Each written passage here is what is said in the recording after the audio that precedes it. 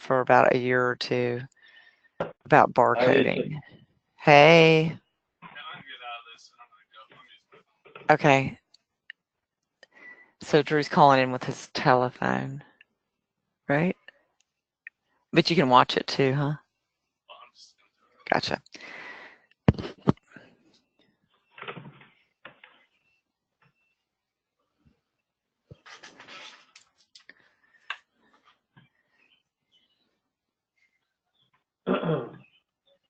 So Lisa.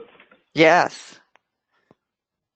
Give us the, it's been a while. Yes, it has. So we have, go ahead. Yeah, no, go ahead.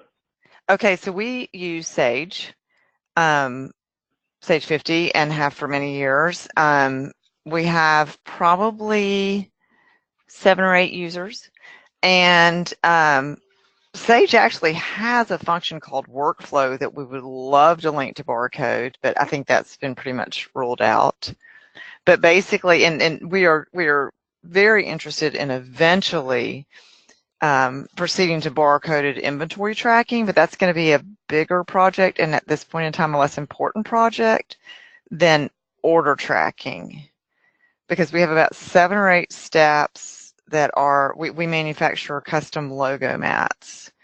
And I shared with Ben some time ago 7 or 8 steps that the mats proceed through during our, right now, unfortunately, about 3.5 week lead time. And so to help us get a better handle on our lead times, and ideally, and Drew's going to probably step in and help technically a little more with this, but if our customers could actually look up the status of their own orders, so they would know that we're waiting on artwork approval, or we're about to put the mat on the cutting table and it's just a few days from being shipped, that kind of thing. And at these 6 or 7 different stations, we'd like to have a smartphone or barcode scanner or whatever to track the order and give us the ability to, or to scan the order and give us the ability to track the order and at least know where it was last, if not where it is at the moment. And Ben's best solution a while back was to force all the order entry, or we'd have to do all the order entry in Inventory Pro. And I hate to be stubborn, but I really didn't want to retrain everybody on that. I mean, I'm happy to retrain my employees on how to look up order status or eventually inventory status on Inventory Pro. But if we could retain the generation of the original order and, the basic accounting functions in Sage, that would be my preference. We don't have to change the order status in that Sage workflow module. If we can do an automated sweep every day or a couple times a day of like order header information, maybe from Sage into Inventory Pro, and then look there for the barcode scanning and the changes to the order status, that would be fine. So does the workflow now, you're using workflow now, right? No, we're not, because a lot of these stations do not need or require Sage access. Oh, I thought you had another product that you used. No. Just Sage? Just Sage. The only plugin we have from another Sage consultant is a shipping module, the external ship gear module, and what that does seems kind of similar to what you guys might do. Is you can go out to our shipping station, key in the order number, and the bill of lading, UPS manifest, whatever, is automatically pre-populated with a name and address and shipping information. Right. And then it scans back into, or load, however it communicates, it loads back into Sage the tracking information. It automatically appends the sales order with that. How many people do you actually have entering orders? Probably 4 or 5. Yeah.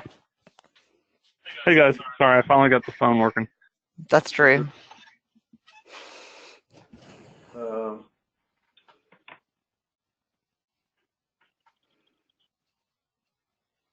so,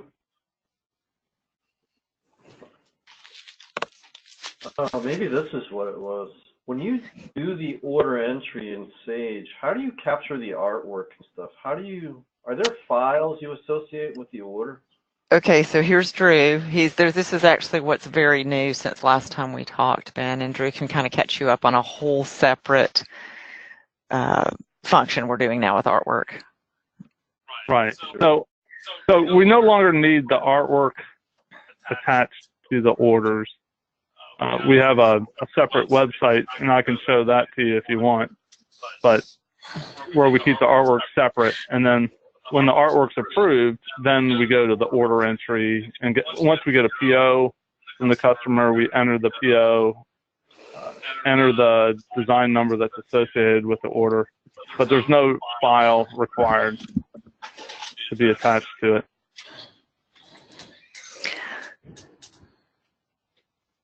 Can you, if we turn it around, can you show us your order entry in Peachtree?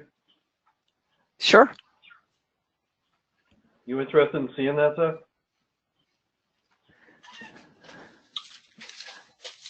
I think I must have lost that.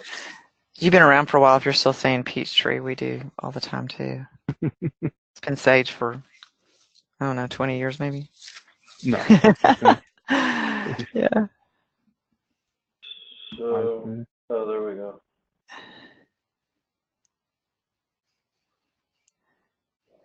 Making you the presenter, Drew.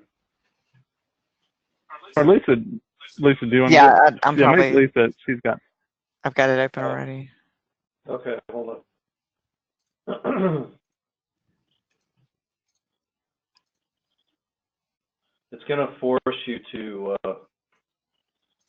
I think, Rejoin. Yeah, well, yeah, it does it automatically, but I think it looks like you're using the web client, and it's going to force you into the desktop client.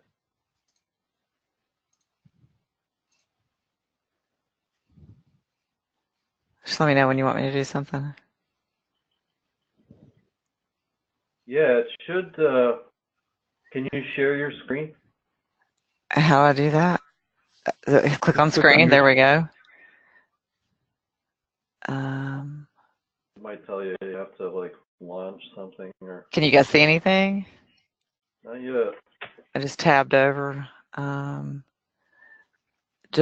Entire screen application window. Yeah, there you go. Choose what you'd like to share.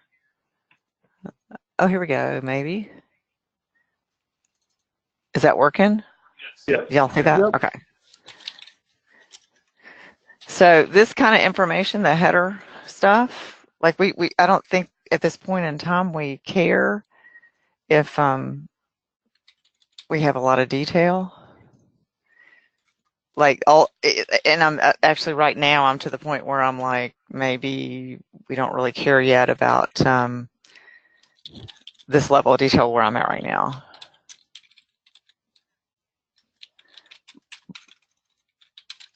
I'm just gonna make up some stuff. And we have very and this will be a huge project when we get to inventory tracking, but everything we make pretty much is custom.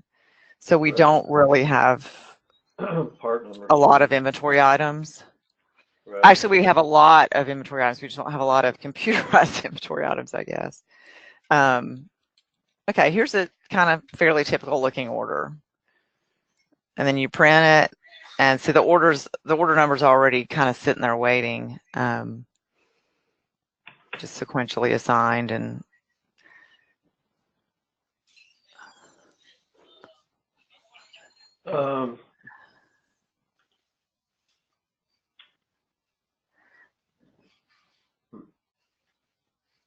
yeah, however, you're really averse to doing this order entry. we're averse to learning a new order entry system. I mean, yeah, we are, but we can. Yeah, see, as far as that goes, the problem that we're going to run into here is just that our standard Sage interface expects the orders to be entered in Inventory Pro Online and then copied Mm-hmm. over to Sage. So we'd have Okay. to basically reverse that process and, you know, copy some stuff back up from Sage, you know, like the order header information, any changes here, like, you know, if a new item was added or something.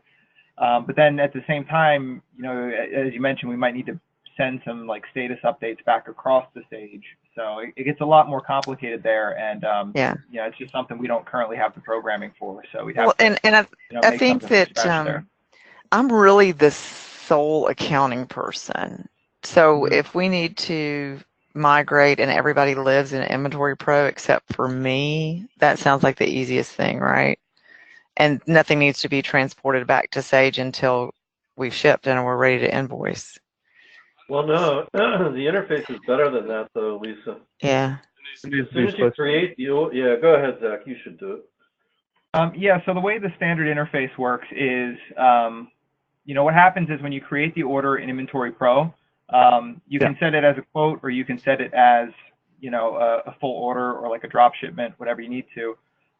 Once it's a full order status and it's open, it'll be copied over to Sage as a, you know, basically just an open order. And then as you know, move through and you ship that order and you run it through the process, we continually update Sage, you know, with any changes you make in Inventory Pro. And once it's been shipped, we then automatically generate the invoice.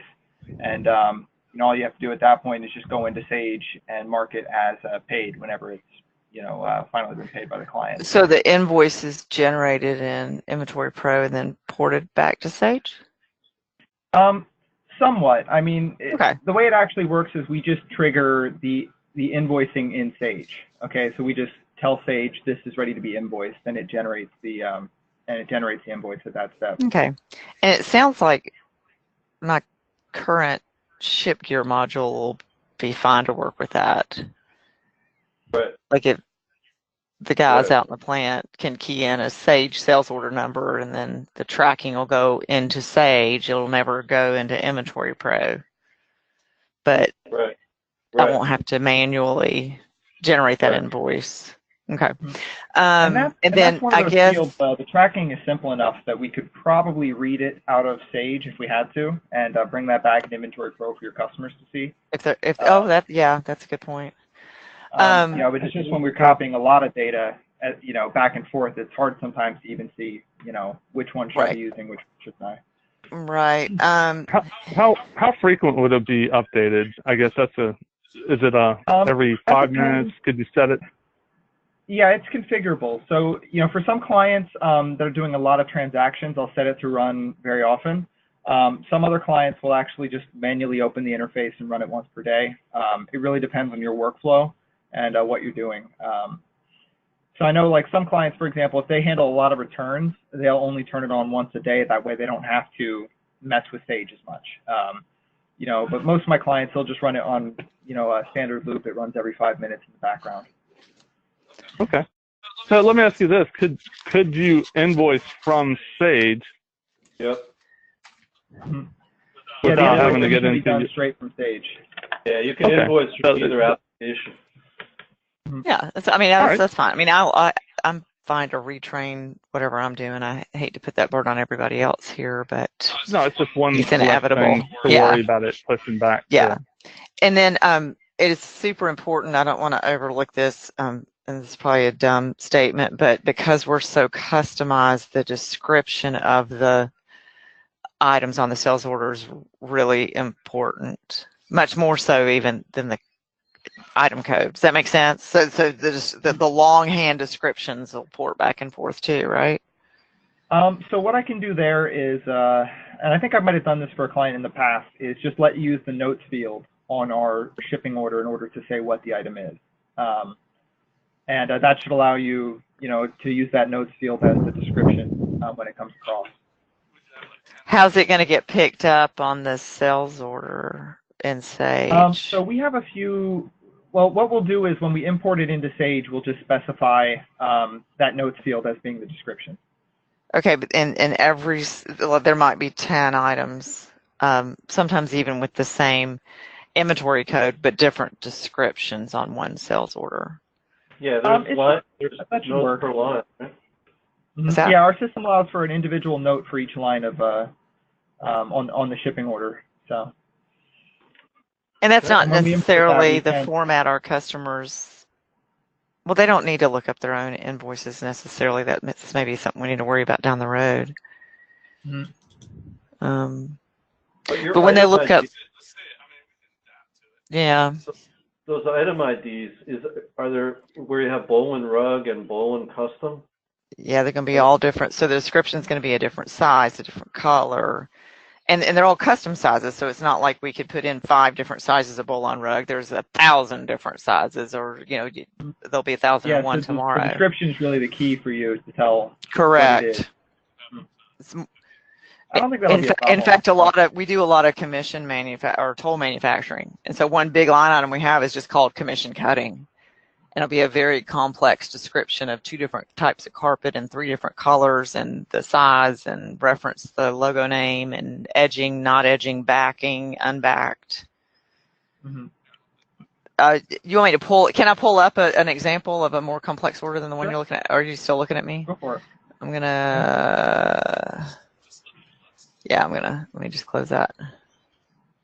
Let's pick up a real complicated one. Do you see one off the top of your head? Just a high dollar one. Pick the high dollar. God, there's like a $20,000 one today. These are all little. That one might be. I'm gonna try that one. This is kind of typical. See, our description is sales, and that's because that was probably their material. But that's every one of those items has a description that complex. That's no problem, I don't think. This would be a pretty ugly invoice. We might have to make our notes field a little bit bigger, but right. Aside from that, I don't think it'll be too much of a problem. And then is there a potential conflict with, so here, and it doesn't show it because this is not FedEx or UPS. Let me show you what one of those looks like. Maybe that one. I lost you. Sorry, I'm pulling up another one. Do you see that? So right here's, oh shoot. Hello? Yeah, I'm looking for you. I can hear you, but I can't see you anymore. You can't see? Yeah, I think you had it locked to just that shipping order window. Oh, sorry. No worries. But there's a field called Notes in Sage, which is where ShipGear puts the tracking information. Okay. We actually have multiple notes in our program, so you can do notes by line, or you can do notes for the shipping order, like the header, right. The order as a whole. So we'll just have to make sure that we don't interfere with that field. Yeah. So the next thing, what you want to see, these are going to be work orders for us, Zach, right? So we're going to move the work order from process step to process step, right? To be honest, I would just use shipping orders and just add a status field. Probably easier. Because again, I don't want to rewrite the entire Sage interface from scratch. If we went to use work orders, that would be a big project. Yeah, but why? None of that needs to go. None of that needs to go back to Sage, right? Well, no, but as far as it needs to be linked though, like the orders. We need to be able to send the order data across to Sage. We don't send work order data across currently. Just don't worry about it, Ben. I can explain it later. But basically, we would use the shipping order module and just put a status field on there. So for the customer's ability to look up order status, that's kind of already built in, right? Yeah, that's built into the base system. Okay. Now, Drew, do you want to explain if there's any way that would work through our website, or is that a whole nother leap? The art proof thing that you're doing? I took it back. Yeah, I could. It's just basically. I don't think my developer will have trouble linking up to your database. Isn't it SQL database or ODBC or? or OBDC? It's a whatever. Microsoft SQL server. SQL, okay. So is that okay? Here's where I get confused. Is that the same as MySQL or? No, MySQL is that's well, that's actually like 4 or 5 different database engines depending on when you set your site up in the past few years. But Okay. MySQL is just it's another SQL database language. Okay. If you're currently using that, you might not be able to connect directly to our system. We might have to work together with your developer to maybe give him some sort of endpoint to request information from or something like that. But okay. I think he's more Linux based. I don't know if that's yeah, that's kind of what I was when you said MySQL. That's kind of what I was thinking. So it might be a little bit more involved to give him some access if he needs to pull any data out. But additionally, straight from our system, we can send email alerts and such out directly. If that's something you'd be looking for, or Well, again, like I that's said, we can make an endpoint for your developer to access various types of information. So that's interesting, Drew. If there's email alerts, could you maybe make it a true alert and email a customer all of their sales order numbers that have art proofs that haven't been completed yet, or something like that, like a report? Like a daily report. Yeah. Yeah. Yeah, we have various types of. An order wouldn't be. Sorry. Huh? No, an order wouldn't be entered unless there was an art proof approved. So that's why it's kind of a moot point. Well, you could put it in our system as a quote, and then change it from that quote status once it's got the artwork approved. And that's what I was thinking, because then we started talking years ago, Ben and I, that was kind of where we were starting from, because art is a fairly lengthy process. But sometimes we don't quote until we get the art completed. It's hard to see how much it's going to cost until they tweak it. It's kind of a chicken or the egg type thing. Yeah. Can you guys see the system here? See my screen? Yeah. Yeah. So when a customer logs in, we could automatically set the filter here. I should hold on. So Acme, Montana. So they would only see their orders, and they'll see the status and anything else you want them to see. Right. And the other thing there is here is a quick order screen that we can give them access to. You guys may or may not find this appealing. To have them place their own orders. Right. As long as the cost is $0, and then we put the price in later. Right. You can do that. Yeah. So again, it's filtered by the customer, and they can say when they need it. I don't know if it's possible or not, because you're so custom on the item ID stuff. Interesting conversation to have down the road, probably. But yeah, you do have the ability to give them the ability to enter their own orders, and you already have the ability to show them the order status. And that order status field can have 6, 7, 10 different descriptions, right? Okay. Yeah, the statuses are a user manageable list, I think, Zach, right? Okay.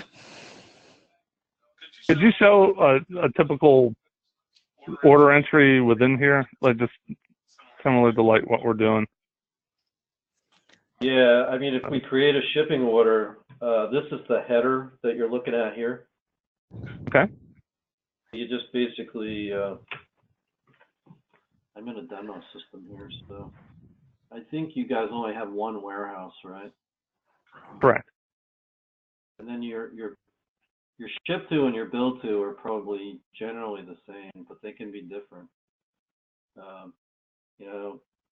If they want to put a PO number in. So wait, are you back at our purchase order level, or? This is a customer order that I'm entering here. Okay. And again, anytime you see a list like this, it's a user manageable list. So,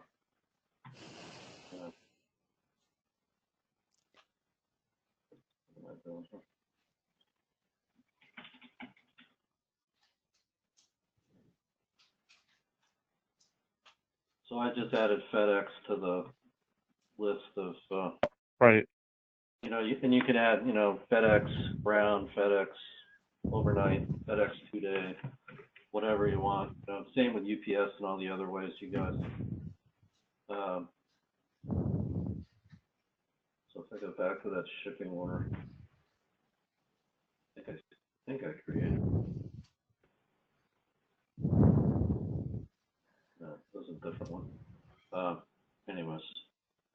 So the ship to and the bill to, are those pulled off of stage 50? Yeah, everything's in sync. Okay. So that's Okay. that's pulled back and forth regularly, like if there's an address change or something for a customer. Primarily, right? the way that works again is, you know, Inventory Pro acts as the primary.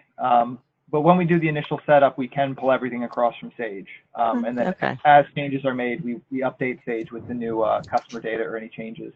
Again, the reason we do that is just to simplify it, because you know, if we try to copy it back and forth, it can be really difficult to see, you know, which one to use, which one's the newer version. You know, so it's the primary on customer files.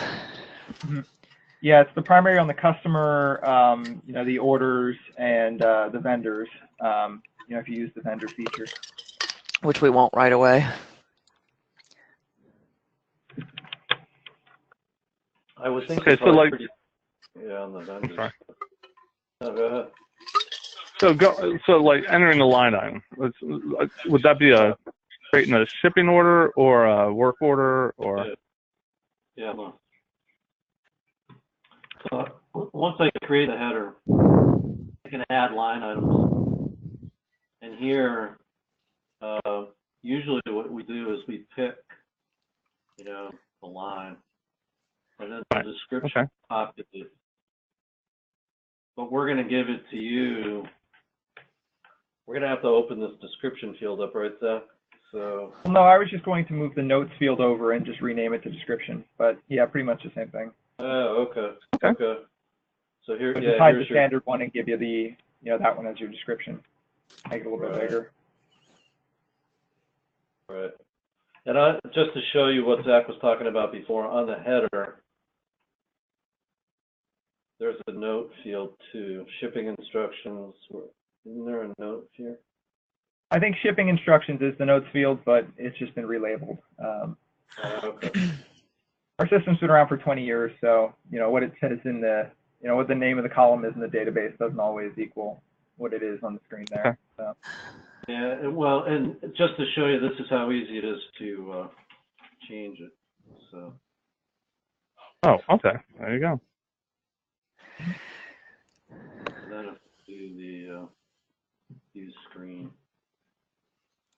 So what I'm encouraged about too is there's some things within Sage that we don't like. That it sounds like yours is modified. You can modify your stuff so much so that it seems like yours is more customizable than Sage. Sage is pretty rigid.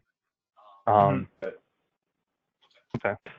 Yeah, we do a lot of we do a lot of customization and different stuff for, you know, all sorts of different clients. We have, you know, people that manage music libraries with this system, you know, so, you know, it's not just inventory, it's a little bit of, you know, whatever the client needs it to be honest. So.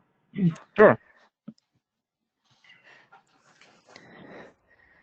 So you can turn, if you look at this customized screen again, you can turn fields on and off. So if you don't need fields, you can turn them off so you don't see them. Okay. And simplify it, that way you're not worrying about, you know, things that just might not apply, for example, like exchange rate. Now, would this be a server-based here, or is this a cloud-based system now, or? Either way. It's cloud-based, but you could host it from your server if you want. Or honestly, I mean, I'd prefer cloud-based, but everybody's kind of wary of that, especially with Sage. It seems like they're a little behind on the cloud aspect. I mean, it's more of they're playing catch-up from what I've heard. You can do it. I like the idea of. Okay. Some people are control freaks.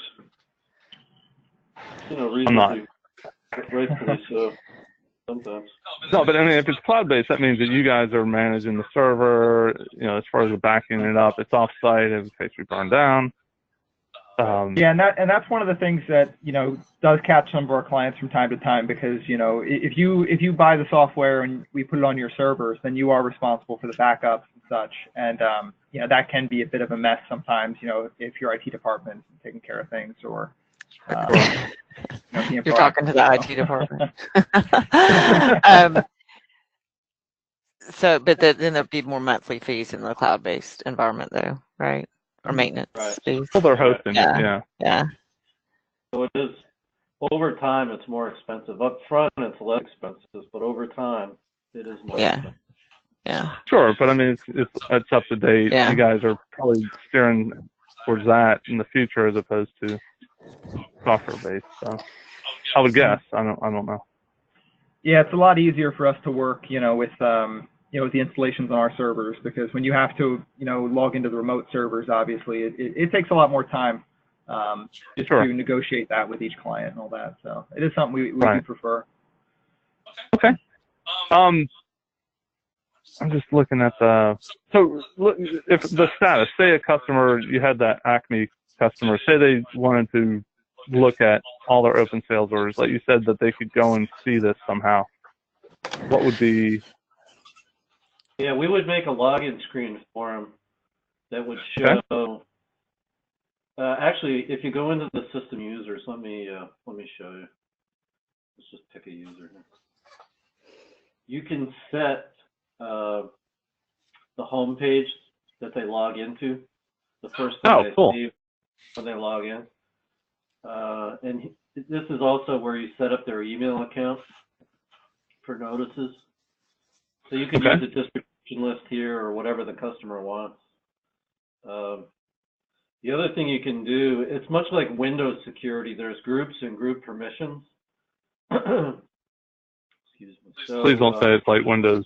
I can't understand half the features they got. I think it's a little simpler than that. I'm kind of with you there.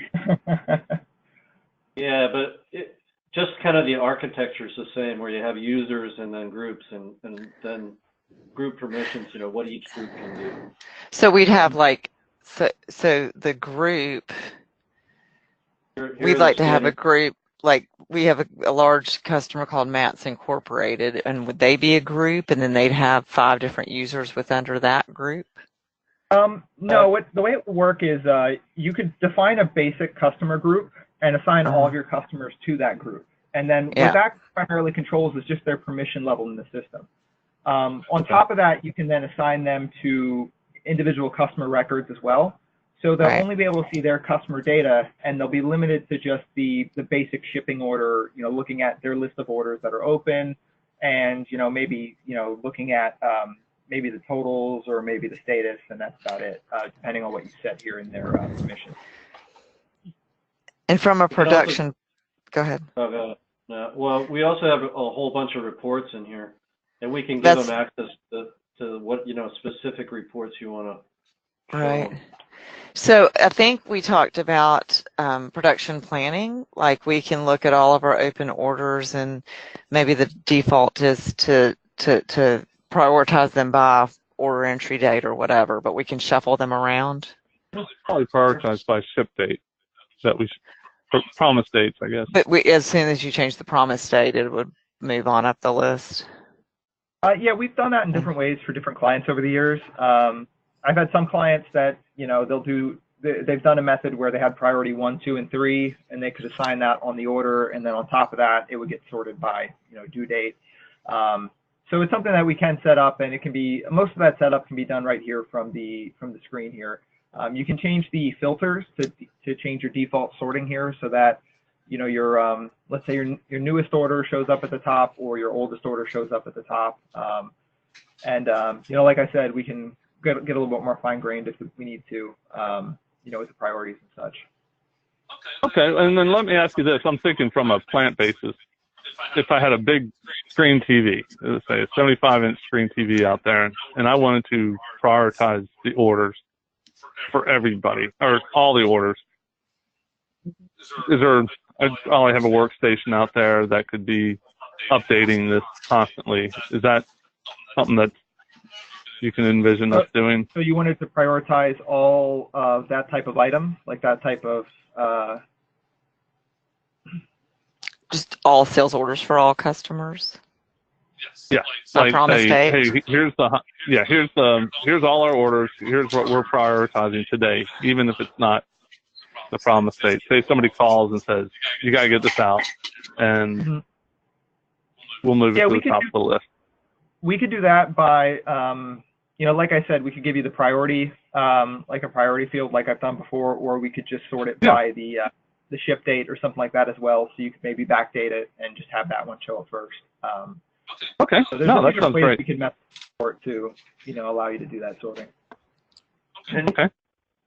Do you care, Drew, like what each station's priorities are for the day? Like, would you want more like a dashboard where you saw each process steps orders for the day? Like a cut file. Yeah, I mean, that would, list. Yeah. I mean, if that's, yeah, I hadn't really thought about it. That's a great point. I never considered that. So, yeah, to answer your question, but without reinventing the wheel, if it's a simple, I think what we could do, if you can see my screen, is we can make tabs over here on the left that would be each process step, and maybe we could show the orders at each process step or something like that. Okay. Good. No, that would be. So, yeah, I'm trying to. Let me show you what wrap my head around it. Like, yeah.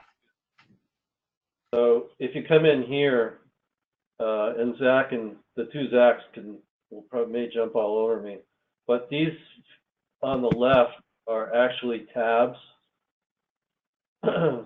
So we could make a tab for each of your process steps, and then show the orders by priority at each process step. Since they have to move, you know, through your statuses, I believe. So we could just have a different grouping for each status. You know, so whether it's, you know, being packed, whether it's still in production, whether you're waiting on materials, you know, we could allow you to kind of sort and group by that different, you know, status. Okay. And that order would kind of not disappear, but it would go off their list once they clicked the barcode and put it out and moved on to the next. Yeah. Right. But yeah, we haven't talked much about barcoding, have we? You don't really, a lot of times you don't need it. So, but you you could put this on a smart screen, you know, and then with the mouse, you know, be able to do it on your 75-inch screen out there. I mean, well, but there's all those different stations, they're not going to have access. Like the guys that do the binding, we want a quick, like, okay, I'm done. Without any training, just be able to scan the barcode on that paper order is how we envisioned it. Okay. Yeah, that'll work. I guess initially what we'd like to do is keep it idiot-proof. Basically, have 7, 8 stations, and then when the barcode is scanned, it goes boom, it pushes it into your system, and then moves on to the next station until that thing is scanned. Okay. And, so you know, I think the priority. Go ahead. No, I'm sorry. Sorry, the phone has a delay sometimes to go to meetings, so sorry for cutting you off there. But yeah, so what we would probably do in that case is on our mobile application, which you can load up on a phone, we would probably set it up so that each different station had a different login to the system, and then you know, that station would just move it to the next station whenever they did their scanning. And Ben's bringing up the mobile application right here. Okay, because I know, like, have to do a little bit of playing around there to get that to work, but yeah, it should be doable within our current framework. Is that Bluetooth related, or is that Wi-Fi related? So generally, this is just a Bluetooth scanners. And then, yeah, you connect the device to either a Bluetooth scanner, or we do have a scanner built into the application that uses the camera on the device. Now, I will say that doesn't always work depending on the lighting conditions and just, the type of label that you're trying to scan, like if it's very reflective or something. So the Bluetooth ones or the actual, physical laser scanners or different ones are the most reliable, but we do have that backup scanning in the application. Okay. Yeah, these socket mobile ones literally double-sided tape to your device. They have little clips that clip on, and Honeywell makes a sled too. So, Okay, perfect. And so these scanners are working independent of any computer workstation. They don't need direct access to. They just need Wi-Fi. Okay. Yeah, they just need a Wi-Fi, and then from there, the system is designed to, batch transactions if you lose connectivity. But generally, I mean, if it's within your warehouse, that shouldn't happen. But we do have clients that, they'll take the device on the road with them, and sometimes they get spotty cell service. So we do have some features in there that, if you lose connection, you don't necessarily lose all your work. Right.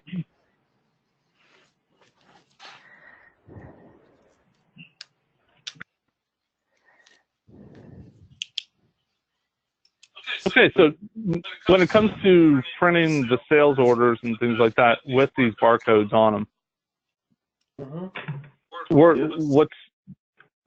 so we create the sales order in your system. When do we print the sales order? When do we print the packing list? Where do we print those ship notifications? The ship confirmation? go back to all the orders. We still use a lot of paper, is what Drew's saying. Yeah. Right there. So this is a standard pick list, and you can see at the top we've got the barcode for the shipping order. This basically just lists what you need to pull for that order, and if you're using the inventory module, in terms of actually receiving in inventory in stock, it will list the locations and such. Right. But yeah, you could just scan that number at the top of the sheet there, basically. That's perfect. I don't think we have that on all the sheets though, so we might need to, if you're using different documents, we might have to plop it on the top of a couple of these, but that shouldn't be a problem. Yeah, I mean, all I can envision is on the sales order that we use. Generally, we have a jacket, a job jacket that we place with the order, send it out to the production, and then it just goes down the line. So we just want to be able to have a top page of the sales order that everybody would know to scan that whenever they get it, and then do the job and send it down the line. So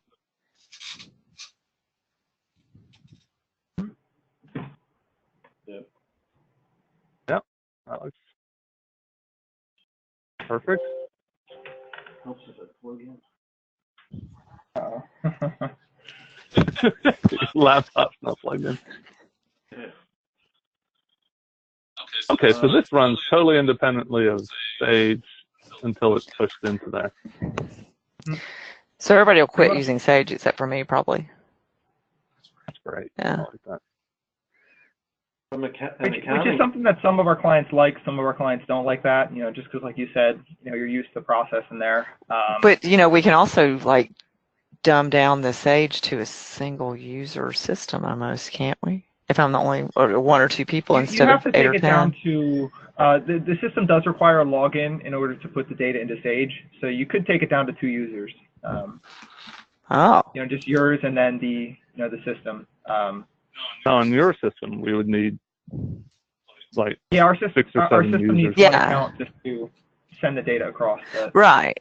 So now we need to start talking how many users we would have here, because that has a lot to do with the price of the whole package, or no? Yep. The licenses. Yep. So generally what we do is we allow the customer group access with no restrictions, since that account doesn't have any permissions. Right. So generally you would just be looking at how many people you're going to have logging into the system, yourselves. So, and when you say logging in, does that count someone with a Bluetooth scanner? No, just someone that's opening up your program and modifying it on a PC. Yeah, we Yeah, can, the main licensing goes by the desktop application. So how many desktop users do we have? I mean, at any one time, there could be five. I think at the most 5 people logged in at any one time, but 5 to 8 could be. 5 to 8. And We do it the by- customers have no impact on that number, Right. correct? and we do it by concurrent users. So you can have 20 users, but, Mhm. you know, as long as only 5 are in at a time, you're all right. And then the 6th person So we've tries to done get that in, they before, can't get just in. We used if to do somebody's that on logged in, Sage. Yeah. Yeah. Yeah, Somebody didn't actually, log our out. system, We have to find. Yeah, when the 6th person tries to get in, if one of the 5 people that's already in has been inactive for an hour, we do kick them out. But yeah, pretty That's much. good. Okay. You know, the way it works is it would be about 5 users. You know, if you got a 5-user system, but most clients, like, you don't actually hit that usage at the same time. And additionally, Okay. you could always add users. You know, if you find you're having issues hitting the restrictions Right. limit. Oh, that's great. That makes a lot of sense. My wife has her hand No, up. no, I'm just stretching. Okay. Well, should we talk money again? I tried to look at the notes on the cost, and 2 years later can't really understand some of my own notes. No, but okay. So out in the plant, as far as the barcode, the users out there, what would that involve? Is that just like you said? That's going to be a batch system. That's going to be, Well, and then customers logging in to look as well. yeah, but customers we don't count. Yeah. Yeah, the customers and the warehouse application. You know, we don't count those two against the main desktop users. So you can have as many of those in at one time as you need, and yeah, then it's just the licensing for the desktop application. You know, and that's the application that has the most permission. So you have like a 5-user package and a 10-user package? Yeah, pretty much. Yeah. I'm leaning towards a cloud-based system. So but I'd like, you know, if it, I don't know how receptive they are. So I'd love to see the both, but I'd really like to steer towards the cloud system, even though it's annually a subscription type thing. I can price it out for you both ways, and you can battle it out. You can duke it out. Okay.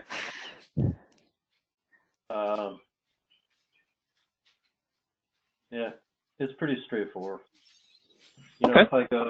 if there's actually pricing here on our. And then I know you've done some legwork already on customization. Is that included in the pricing notes? I don't think we have too much so No. far. Long time ago, maybe. Yeah, but I think what we talked about today, I don't think there's a whole lot. Okay, good. Once I finally broke down and said, fine, we'll enter the orders Right. over here. That takes out a lot. Yeah, it's not for my sake either. I think it was just the one thing that description is the customization that we'd have to do there. So, and then maybe the order statuses. That's about it. All right, and so that would be, I guess, phase one of what we'd like to do, and then we'd ultimately like to get into an inventory where we set up it's our standard inventory. We use roll goods, which I'm sure she explained. Complicated. Well, we didn't really get that far. It's just so many inventory packages are made assembling widgets, taking parts A, B, and C and making D. But we're taking rolls of carpet, cutting, not necessarily even a straight cut across, and there's liquid adhesive, and we're converting. Mm-hmm. Right. So we'd have more in common with maybe a chemical manufacturer than a automobile manufacturer.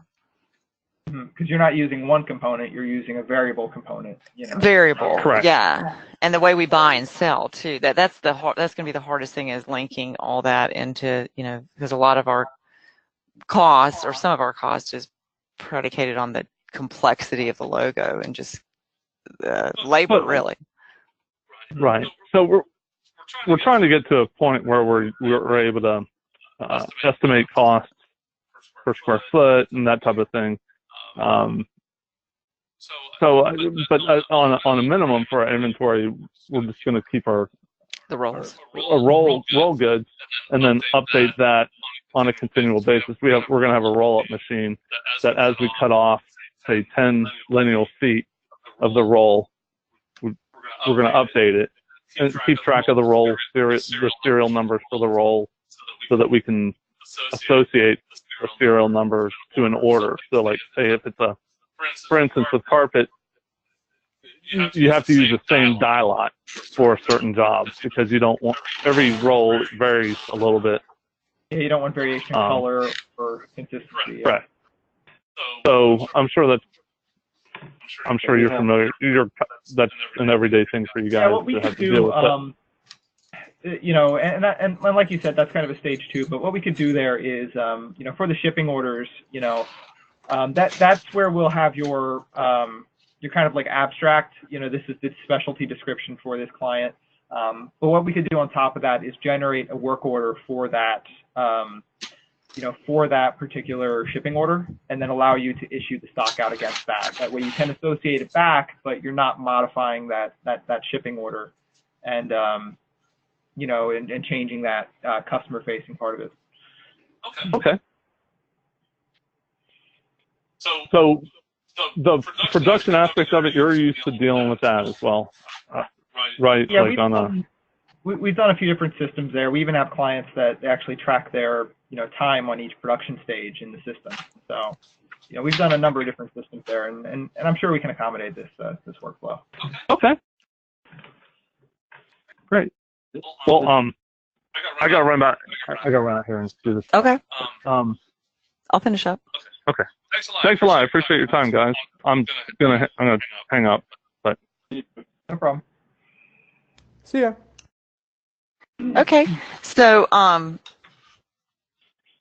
we'll talk a little bit more amongst ourselves, and it's not going to take us 2 years this time. But you said that there's standard pricing on your website. Is that what you were saying? Was that you, Ben? Yeah, it's there. We usually discount off of it, though. At least I got to be honest with you. So I can't really see that. How do I? Let's see. Control plus, Ben, and yep. There you go. Much better. Maybe a little bit bigger. So if we're cloud. Yeah, the cloud one that Drew's talking about retails for $80 a user per month. So if you had 5, it'd be $400 a user. So, Per month. Yeah, we'll discount that though. So, Okay. You know, 300 or something like that, 350. Okay. There's the local hosting is the one that you've kind of been pushing for. Okay. And that's $1,000 per concurrent user. So 5,000 to buy it, right? Right. But the catch with that one is there's if you have $1,000 minimum. Mm-hmm. Yeah. So it's going to cost you $1,000 a year. So the first year, you know, well, I don't know. It takes you like 3 or 4 years to have the hosted catch up to the local. Right. And then the third option. Believe it or not, we actually have some people do this. They buy it and then we host it for them. Okay. And you know, they're just people want to make sure they own the license in case we were to. In case we got mad at you or something. Right. Okay. Just like they might not have a server set up for it yet, or they might be planning on upgrading soon. So, you know, we have one client right now that we're transitioning from the, you know, they had us host it for 3 or 4 months, and now they're transitioning over to their servers. So. Right. And then the mobile is not of consequence, or is that what the plant people will be using? No. What the plant people are using. Okay. So is there an additional cost for the guys out there with scanners, not desktops? To be honest, I usually give this away. Okay. Okay. Training, customization, if any. There is an interface fee. Okay. Training, I don't think you're going to need it, honestly. I think that we count on a key operator, which will probably be you. Sure. If you can teach me, I'll teach everybody else, right? I'm pretty slow. Generally pretty slow though. And then Okay. you know, we really only want to really only want to hear from you. Okay. We don't want to get direction from Drew. Okay. Now that he's hung up, you can say that, right? No. You know what I mean? And if it matters, I'm the accounting sage person, and he's much more production articulate on computer and computer languages and production of the website and things like that. What we primarily mean though is we don't want to have 5 different people in the warehouse calling us. No. We've had that happen in the past, and it just turns into a mess. Yeah. But if you allow Drew to dabble some, he may have some requests that I'll tell him to go through me. But yeah, in the I guess setup, he and I will work together on the setup. But then once we're ready to go.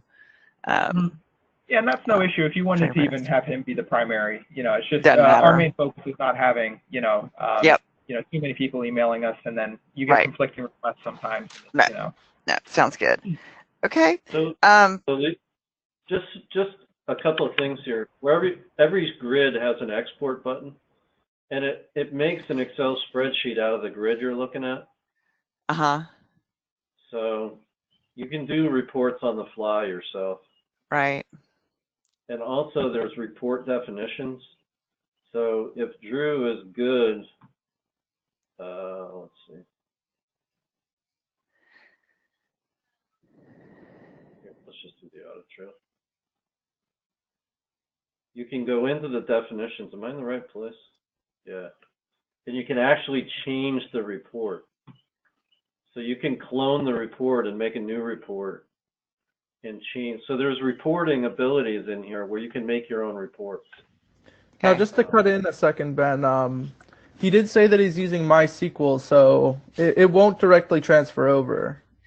So that's the way down the road project he's talking about, how currently through our website, or a website that we're going to go live on soon, customers can interact with our art people. Right. And so if there's, eventually it'd be great if you guys could get with that guy, the MySQL guy or whatever he is, and figure out how to do that. Sure. Where like there's actually a button on our website for order status or something like that. Yeah, sure. Yeah. That's probably even after inventory management.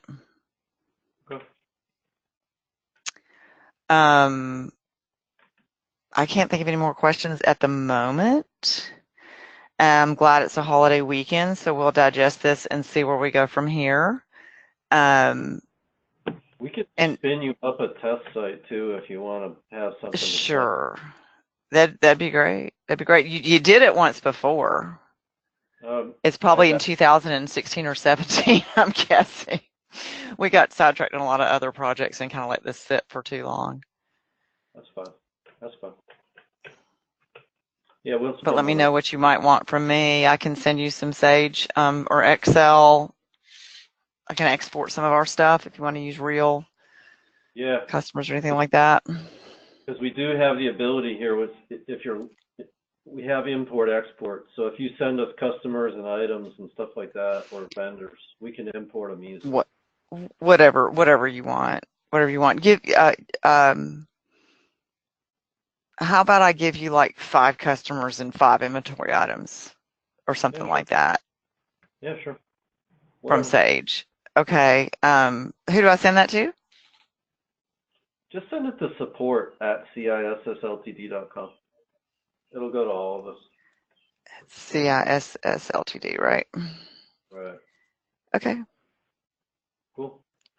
All right. Yeah, I'll send you just some truncated information because not only is our inventory database huge and unwieldy our customer database because we used to sell direct through to end users. We really don't too much anymore.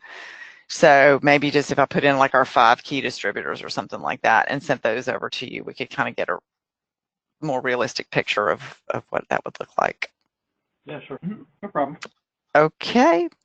I hope you guys enjoy a long weekend, and we'll talk, or I'll email you some things over the weekend or early next week if you want to go Sure. tinker with that and give me some kind of demo site. Sure. Okay. Thanks, guys. Have a great weekend. Have a good weekend. Have a Y'all great too. weekend. Y'all too. Thanks. Bye. Bye. Bye.